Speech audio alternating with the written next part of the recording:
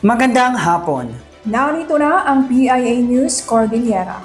Inilunsad na ang Unified 911 Emergency Hotline. Mas pinaganda, sentralisado at libre ang pagtawag dito.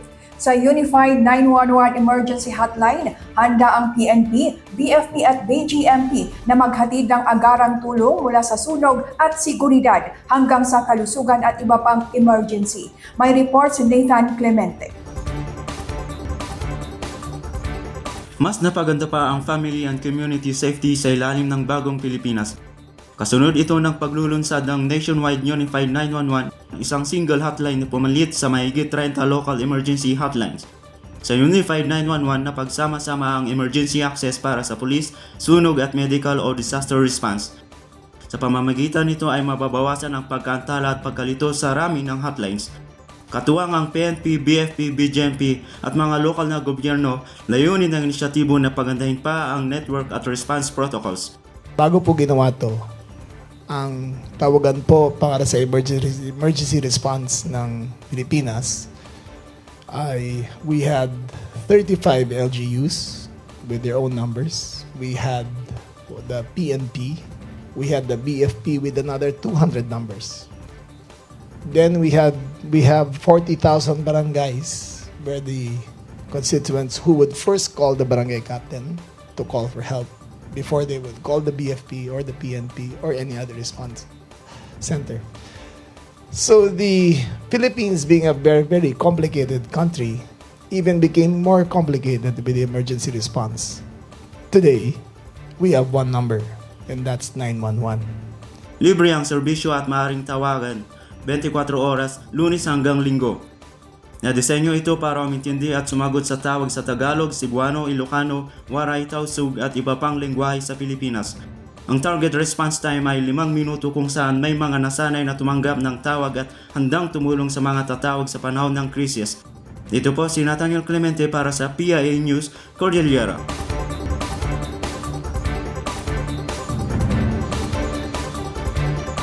Iniulat ni Apayao Governor at Cordillera Regional Development Council Chairperson Elias Bulot Jr.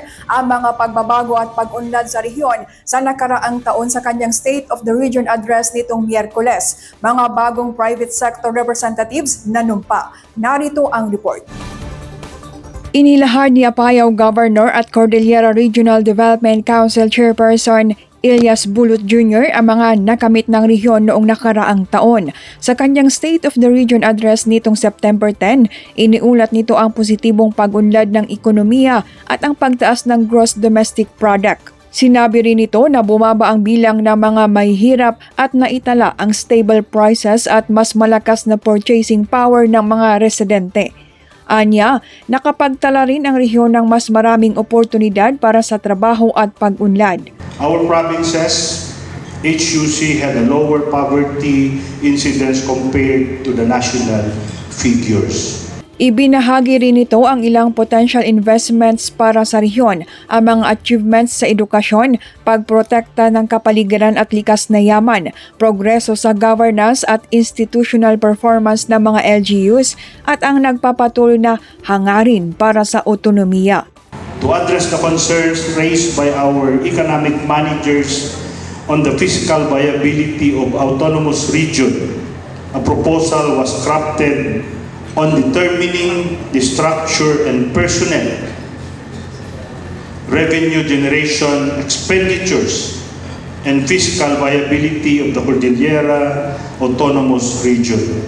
This study is nearing its completion, and its findings will be the basis of consultations and recommendations on the pertinent provisions of autonomy law and for consideration of our congressional representatives in the 20th Congress. Habang nag-aantay tayo po ng autonomy whether it will come because it is in the Constitution. Let's move forward. Pagtrabahuan na natin. Ilang taon na tayo nagbabang ng cable. One Cordillera. Ang gawin mo natin, let's move forward. Para habang inaantay natin yung legal issue, let's develop and work together. Our line agency, let's work together to ensure that the development of Cordillera will be fulfilled. Sa ginanap na Regional Development Council third quarter meeting, muling nanomina si Bulot para mamuno sa konseho mula 2025 hanggang 2028. 5 ring private sector representatives ang nanomina bilang co-chair. Nanumpa rin ang 9 na private sector representatives na kakatawan sa kanilang mga sektor sa konseho. Sa naturaling pagpupulong, formal na na-turnover sa lalawigan ng Benguet at sa Economic Development Sectoral Committee ang hosting ng 39th Cordillera Founding Anniversary Celebration sa 2026. Muling nasubok ang kahandaan ng publiko sa panahon ng lindol sa third quarter nationwide simultaneous earthquake drill nitong Huwebes. Isinagawa ang full-scale exercises ng lindol sa Baguio City nitong Huwebes, Setyembre 11. Nagsilbing main staging area para sa earthquake drill ang Baguio Convention and Cultural Center kung saan itinayo rin ang Incident Management and Emergency Operations Center. Kasama sa full-scale earthquake scenario ang Campus and Collapse Building Search and Rescue, fire incidents, first aid and emergency medical services at iba pa. Sa pangunguna ng Cordillera Regional Disaster Risk Reduction and Management Council at ng Baguio City DRRM Office, nakibahagi rin sa aktibidad ang Baguio City Police Office, Bureau of Fire Protection, Baguio City Emergency Management Service, University of the Cordilleras at ang Baguio General Hospital and Medical Center. Proactive na tayo, kaya ginagawa natin to activity na to continuously, para meron na tayong nasa memory na natin, yung natatak na sa memory natin kung ano yung mga actions na dapat natin gagawin. So, ganun po ka-importante ito, no? One of the gaps naging common is yung communications. No? Kasi when it comes to earthquake, we cannot rely on internet connectivity, yung mga cellphone, definitely mawawala yan. So, ang ginawa natin is we have the radio. So, frequency ang ginamit natin, high frequency. But, still then, medyo hindi kami nagkakaintindihan. Hindi pa nga masyadong nakakabatok. So, ang next plan namin then is to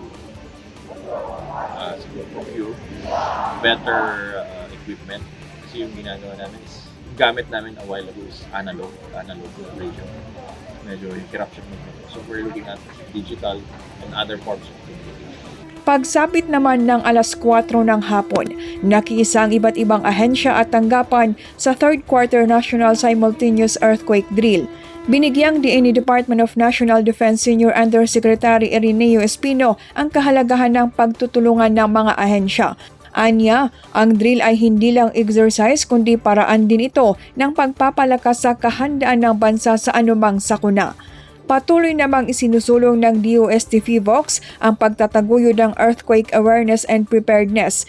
Nanawagan din ang ahensya ng seryosong pagpapatupad ng regular earthquake drills.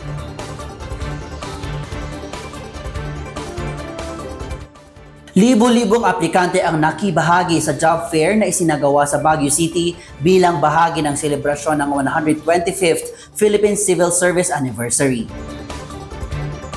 Mahigit 1,000 mga job vacancies mula sa iba't ibang ahensya ang itinampok sa jobs fair na isinagawa sa Baguio City kamakailan. Ang nasabing jobs fair ay bahagi ng selebrasyon ng 125th Philippine Civil Service Anniversary na pinangungunahan ng Civil Service Commission. Ito ay may temang bawat kawani, lingkod bayani, puso, dangal at galing para sa bayan. Ito po ay dinadaluhan at tinalawakan ng 14 na ahensya ng gobyerno. At yun na po ay may mga bakanteng posisyon, may plantilla po, meron job order, meron control services, at meron po tayong 6 na agencies naman na magbibigay ng serbisyo sa ating mga kliyente. Sinabi niya rin na patuloy naman ang pagbibigay ng kanilang ahensya ng civil service exam upang mabigyan ng eligibility ang mga papasang individual na nangangailangan nito. Pag walang eligibility po ay meron naman po kami ibinibigay na examination. Ito po ay pwede kayong kumuha. 2 beses po kami nagbibigay ng civil service exam, Marso at Agosto. Meron din po kami ngayong computerized examination sa regional office. So pwede po kayong mag-avail ng aming civil service examination. Meron din po tayong mga binibigay na temporary. Kapag eligibility po ang kulang, pwede namang i-appoint temporary lang. Natuwa naman ang ilang mga aplikante sa naibigay na oportunidad. Actually, okay to kasi, di ba kasi pag civil service is mostly sa online, sila nagpo-post. Mas okay to para siguro may interview rin dito, di ba? Mas okay na yun para parang punta ka lang dito tapos pwede ka nang makausap. Hindi parang sa online na kailangan mo pang mag-inquire tapos punta ka sa agency na. Actually, it's really good na we have this kind of opportunity wherein we are able to see the openings since hindi naman lahat is like can go to those companies sa isa. So it is actually a very nice event that we have this kind of opportunity to just look for kung saan dyan, and then we're able to apply for that job. Aabangan din ang iba pang mga aktibidad ng nasabing selebrasyon ngayong buwan, kagaya ng tree growing activity sa susunod na linggo. Binigyang diin ng Health Department ang kahalagahan ng bukas at ligtas na komunikasyon ukol sa mental health at suicide prevention ay maaaring makapagligtas ng buhay. Ayon kay Dr. Katrina Camille Corpus ng Baguio General Hospital and Medical Center, maganda ring gawin ang mga hobby o libangan, makipag-usap sa kaibigan o gumawa ng journal upang maipahayag ang sarili. Anya, maganda ring magkaroon ng matibay na support system, hindi lamang mula sa pamilya kundi sa komunidad. Pinayuhan nito ang mga nakararanas ng mental health crisis na huwag mag-atubiling humingi ng tulong at magpakonsulta. Maaari ring tumawag sa kanilang hotline na 0917-701-2647 mula Lunes hanggang Biyernes, alas 8 ng umaga hanggang alas 4 ng hapon. Let's help change the narrative on suicide. That is this year's theme for suicide prevention, with a strong call to start the conversation. No? There's always hope. Suicide is preventable, and let's seek help when necessary. Ipinasakamay ng National Grid Corporation of the Philippines o NGCP ang nasa 7,000 na school supplies sa Department of Education Cordillera nitong Lunes. Personal na tinanggap ng mga school heads ang mga donasyon na ipinamahagi sa 128 na napiling paaralan sa Cordillera. Ang nasabing donasyon ay bahagi ng Gamit ni Bulilit program ng NGCP. Layunin nito na suportahan ang mga mag-aaral sa pamamagitan ng pagbibigay ng mga kinakailangang school supplies. Inilunsad ng Provincial Government ng Benguet sa pamamagitan ng Benguet Environment and Natural Resources Office ang Project FIRE o Forest Intervention for Rehabilitation and Community Engagement. Tatuwang ang pamahalang lokal ng Buod at Barangay Ambuklaw, nakatutok ang naturang proyekto sa pagpigil ng forest fire, pagprotekta sa watershed at sustainable community involvement. Unang isinagawa ang Information Education Campaign Session para sa mga estudyante ng Ambuklaw National High School. Kabilang sa mga tinalakay ang disaster risk reduction, forest fire protection, watershed protection, Magay Greenbelt Management at drug prevention. Layunin ng aktibidad na mapalakas ang mga kabataan at komunidad na maging aktibo sa pagprotekta sa mga kagubatan, watersheds at likas na yaman. Isinusulong ng aktibidad hindi lang ang pagpapahalaga sa kapaligiran kundi ang pagtutulungan para sa mas matatag at handa sa kalamidad na probinsya.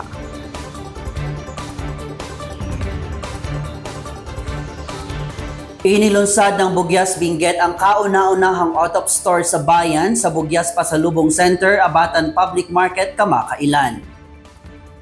Tampok sa out of store ang mga produkto ng bayan kung saan inaasahang mas mapalalakas ang kanilang local branding, market opportunities at maiaangat ang kabuhayan ng mga nagnenegosyo at magsasaka. Bukas ang tindahan mula Lunes hanggang Sabado, alas 8 ng umaga hanggang alas 5:30 ng hapon. Naging posible ang pagbubukas nito sa pagtutulungan ng mga micro, small and medium enterprise, organic farming practitioners, DTI Baguio Benguet at ang pamahalaang lokal ng Bugyas.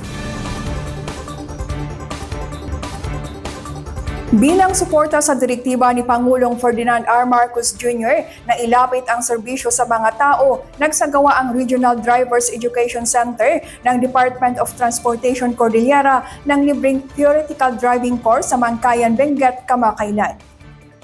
Nakibahagi sa 2 araw na aktibidad ang mga empleyado ng Lipanto Consolidated Mining Company, ang kanilang mga kaanak, mga guro at residente mula sa mga kalapit na barangay. Layunin ng inisyatibo na mabigyan ng accessible driver's education ang publiko, alinsunod din sa pagtataguyod ng DOTR car ng road safety, responsible driving at pagsunod sa licensing requirements. Nabigyan ng mga partisipante ng kaalaman ukol sa basic road rules, traffic signs, defensive driving techniques at ang kahalagahan ng disiplina at responsibilidad sa kalsada. Suportado rin ng libreng programa ang mandatory requirements sa mga aspiring drivers sa pagkuha ng student driver's license.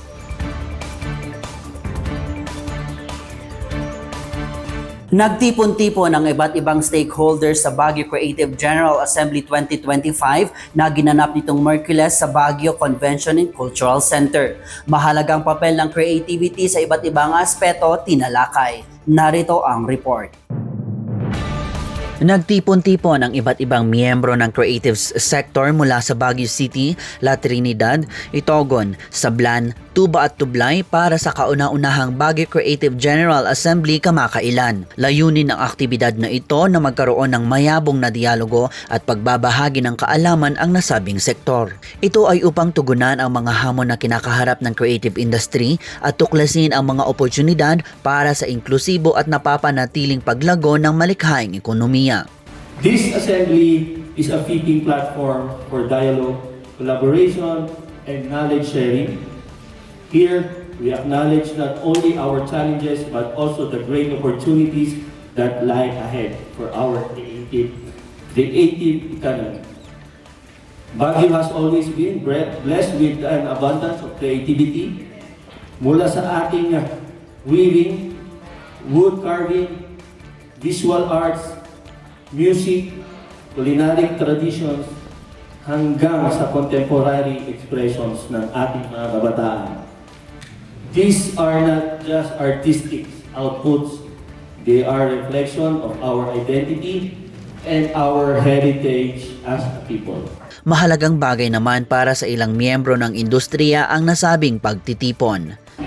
Ang maganda dito, it's all about leveraging creative industries at katulong din ang TTI, DOT, and everyone that's in it. Nakakatulong ito sa maraming sectors like sa akin sa architecture and the allied arts. Nakaka-inspire, nakaka-accelerate na malaman na maraming programs intended for the creative. Sana magpatuloy ito, then mag-participate pa. Kasi ang nakikita ko sa event na to, parang pilot pa ito. So, hopefully, magtulungan ang bawat isa. Not just the government sectors, pati na rin mga private.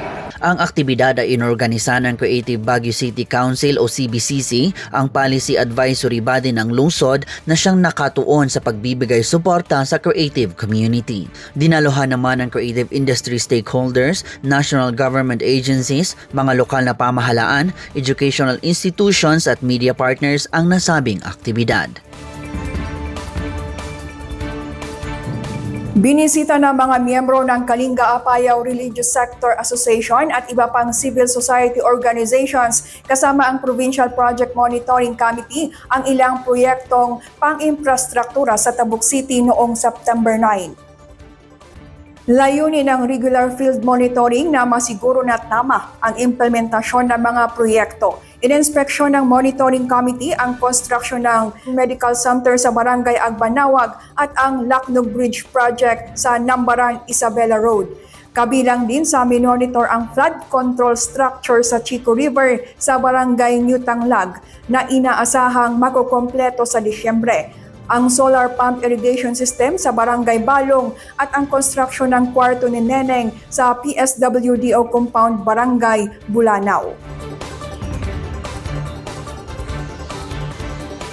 Inilunsad ng Department of Agriculture ang state-of-the-art mobile soil laboratory sa Tabuk City, Kalinga. Inaasahang makatutulong ito sa mga magsasaka para mapaunlad ang kanilang mga ani. Detalye hatid ni Rod Asurin.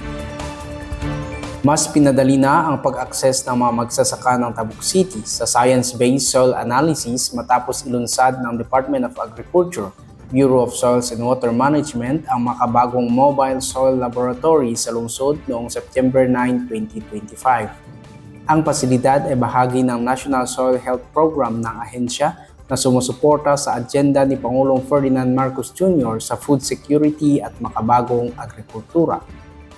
Ang laboratory na may halagang 42 million ay kayang magsagawa ng hanggat 40 klase ng pagsusuri sa lupa upang matukoy ang kalagayan ng lupa at makatulong sa tamang paggamit ng abono at pagpili ng pananim.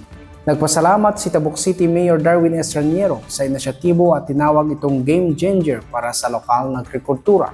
This mobile soil laboratory is not just a facility for me. It is a vital tool that will empower our farmers, our researchers, our agricultural practitioners to decide on the science-based decisions that will, of course, give a better soil health, sustainable farming, and of course, higher productivity.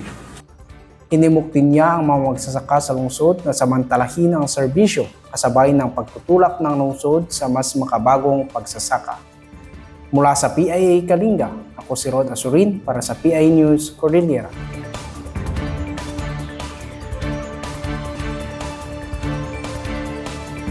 Isinagawa ang 5 araw na Sauri Weaving Training para sa mga guro ng special education at estudyante na may kapansanan sa Bangod West Central School sa Abra. Layunin ng training na ipakilala ang art and science ng therapeutic handloom weaving, particular na ang Japanese-inspired Sauri weaving bilang creative outlet at development tool para sa mga batang may espesyal na pangangailangan. Sa pamamagitan ng inklusibong weaving activity, nabibigyan ng pagkakataon ang mga mag-aaral na siyasatin ang kanilang potensyal, paunlarin ang kanilang pagkamalikhain at magkaroon sila ng tiwala sa kanilang natatanging kapabilidad at kakayahan. Ang aktibidad ay sa pangunguna ng DOST Cordillera sa pamamagitan ng Provincial Science and Technology Office of Abra, katuwang ang Provincial Government of Abra, Philippine Sauri Hands of Love, Japan's NGO-based Pika Pika Handloom Development Association at Asia Livelihood Network.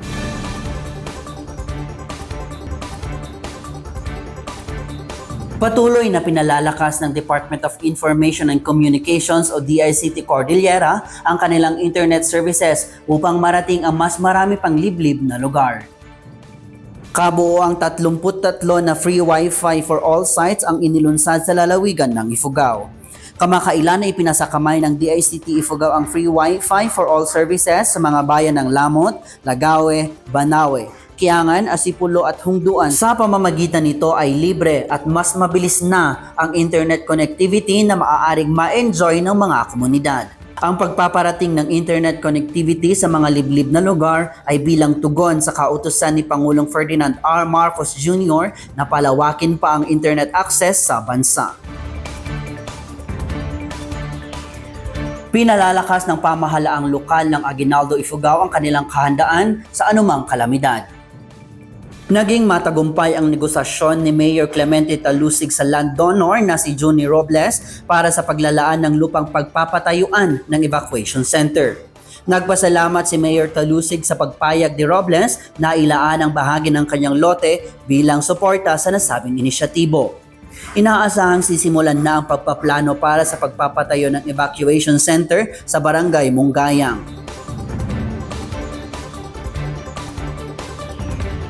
18 paaralan sa Puntula, Payao ang napaganda at napaayos pa sa tulong ng mga manggagawa sa ilalim ng TUPAD program. Sa bisa ng TUPAD Aral Convergence, tumulong ang mga TUPAD workers sa pagsasaayos ng mga silid-aralan at restrooms, pagkukumpuni sa mga upuan at lamesa, paglilinis ng mga drainage canals at pagpipinta sa mga paaralan at bakod. Gumawa rin sila ng landscape gardens, compost pits, pathways at bakod.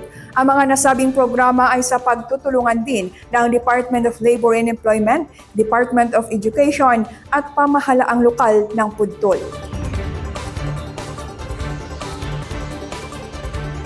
Handa nang gumawa ng kanilang sariling strategic plans ang 8 irrigator cooperatives sa Apayao matapos sila makibahagi sa Strategic Development Planning Workshop for Cooperatives na ginanap sa Conner at Flora, Apayao. Layunin ng aktibidad na magabayan ang mga kooperatiba sa kanilang direksyon at mapalakas ang kanilang papel sa pagsuporta sa mga magsasaka, pagpapaunlad ng produksyon at mapalawak ang mga oportunidad. Tinalakay ni Janet Lee mula sa Benguet Provincial Cooperative Union ang ukol sa development planning at kung paano makakabuo ng estratehiya ang mga kooperatiba para sa kanilang pag-unlad. Ang 8 irrigator cooperatives ay nairehistro sa Cooperative Development Authority sa first quarter ngayong taon. Iba't ibang authentic local products ang itinataguyod ng Sagada Food and Beverage Council sa Girls Dorm Building sa Sagada Mountain Province. Bahagi ito ng Laing di Sagada Interactive Heritage Expo bilang pagdiriwang pa rin ng Sagada Tourism Month na may temang Discover What Brings Us Together. Maaaring bumili rito ng brewed Arabica coffee, refreshments, cakes and pastries, mga prutas, gulay at iba pang lokal na produkto. Hinihikayat ang publiko na bisitahin ang expo mula Biyernes hanggang araw ng Linggo ngayong Setyembre. Kasapulan ay talaga ay ibigilap ako ng dato natin. Kawaray i-karit pa ko ng turista, kay tourism mo talaga ako. Masapul ay maipak kay talaga ng products ako tapno balin competitive. Isinagawa ang official measuring program para sa Guinness World Record attempt para sa largest crochet mandala na gawa ni crochet artist and crafter Adelaida Gia.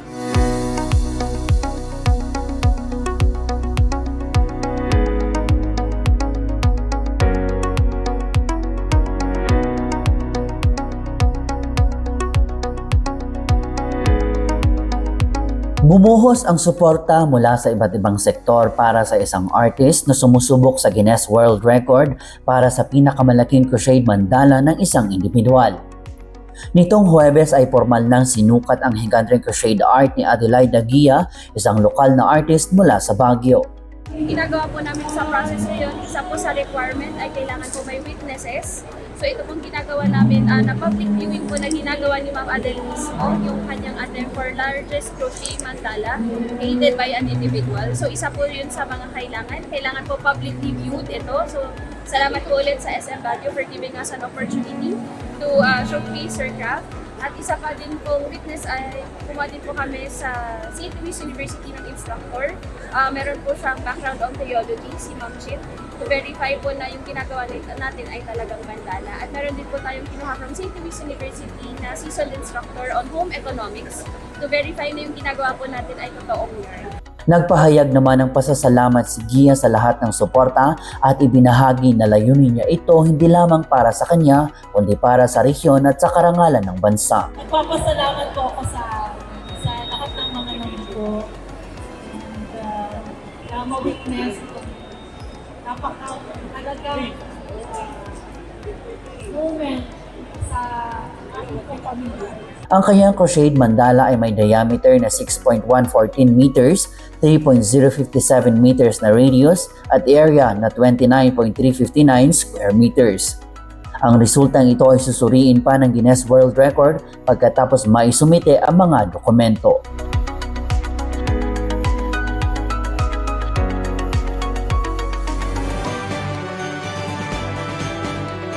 Clint, kamangha-manghang ating crafter na si Ma'am Adelaida. Nagawa niyang i-crochet yung ganun kalaki na mandala.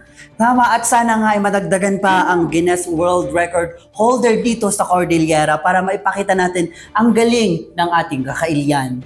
Saludo kami sa iyo. So yan lamang ang ilan sa mga balitang ating nakalap ngayong linggo. Para sa iba pang news updates, i-follow kami sa aming Facebook, Philippine Information Agency Cordillera Administrative Region at sa X-App sa PIA_Cordillera. Mag-subscribe din sa aming TikTok, Spotify at YouTube channel na PIA Cordillera. Ako po si Debbie Ivasco Gasingay. At ako naman po si Clint Isvan Totanes, Naimbag Amalan.